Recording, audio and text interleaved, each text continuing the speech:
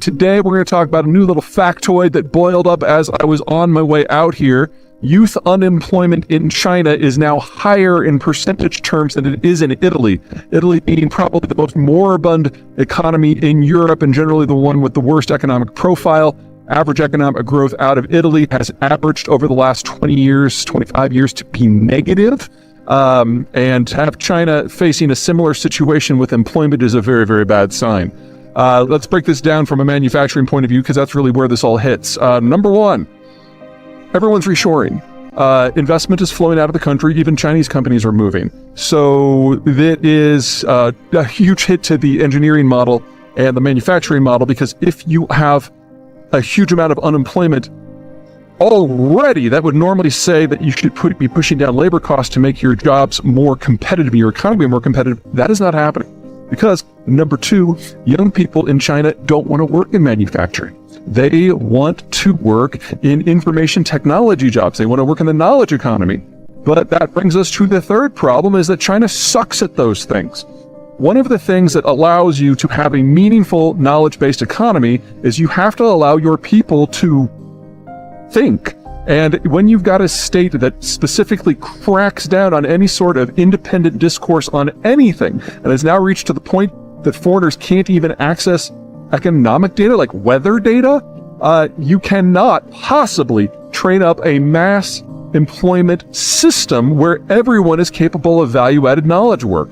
So more and more people don't want to do the manufacturing work. At the same time, more and more foreigners don't want to do the manufacturing work in China. At the same time that the labor force is no longer right-skilled for what the Chinese are actually decent at. And I would argue that the Chinese aren't even all that decent at manufacturing anymore because the cost of labor keeps going up. Remember, this is a country that is in a demographic bomb. Okay, so that kind of all of that is phase one. Phase two is that you should expect all of this to get significantly worse with no chance of getting better. Chairman Xi has created a cult of personality that is one of the strictest in human history. He absolutely has more power into his person than any Chinese leader in history, and arguably even more than, say, the Roman empires of old. You've got a population that doesn't want to do the work that their economy is designed for and that their infrastructure is designed for, and Xi is ensuring that the labor force will never be able to evolve in a more productive direction that is more value-added and more knowledge-based. This is just what the Chinese system happens to look like now. But third, and perhaps most importantly, and maybe a little sexy, is the last time the Chinese had this sort of disconnect between labor quality and the economic structure of the economy overall. You had a lot of very young people who thought they were going into the knowledge businesses who suddenly discovered those jobs were never going to be available, and they got together and they went on a long walk together and they had some protests. Now in China, this has been suppressed, but the rest of the world knows this is the Tiananmen Square protest that ultimately led to the massacres around 1989 to 1992, triggering the change in the political system that has proceeded until now. Only this time, instead of having a number of factions within the Chinese system who can come together with a compromise system to play it forward, led by, at the time, Deng Xiaoping, this time anyone who has any independent power has been utterly destroyed by Chairman Xi Jinping. So if we do get a break because of this, this is it. This is the end. Now, I've always believed that this is going to be the last decade of the Chinese system, but the degree of narcissistic myopia that we are seeing out of Beijing really has gotten to just massive levels. And now that we're having massive disconnects within the employment system, it's only a matter of time before that translates into massive disconnects in the economic system as a whole, and that cannot happen without a political after effect.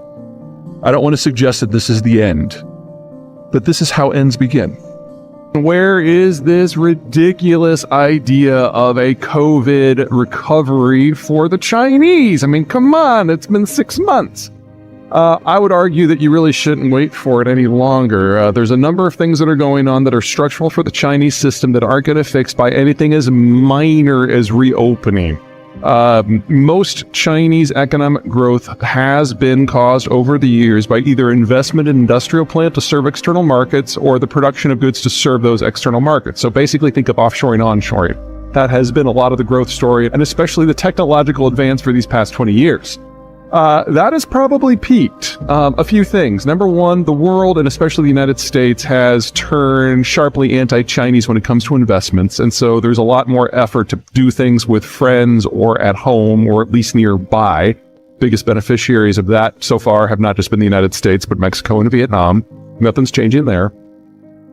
Second, the production costs in the United States' system in terms of energy and labor productivity, everything are lower than they are in China. So there are very, very few industries that have tried to move out of China back to the United States and discovered that it's been anything other than a wondrous experience.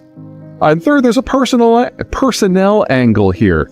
When you're going to drop $1 billion in a country in order to do a big investment, you kind of go and scout it around first. And because of COVID, no American CEOs went to the country for the entirety of calendar year 2020, 2021, or 2022.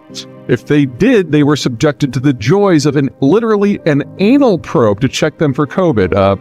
We like to call this in economic parlance a non-tariff barrier. Well, the average turnover for an American CEO is 5 years. And if for 3.5 years, you couldn't even get there, well, the personal connection where CEOs would link their personal performance professionally to some sort of activity in China, well, that's all gone. And so we've seen interest at the corporate level drop as well. On top of that, it's turning out that the Chinese demographic picture is significantly worse than anyone thought. Worse than the Chinese thought. And it's not so much that the Chinese population became older than the average American in 2018 and was passed by the Indian population in 2022, but those milestones probably happened a decade ago if you look at the new data that's coming out of the Chinese. So the economic case isn't there.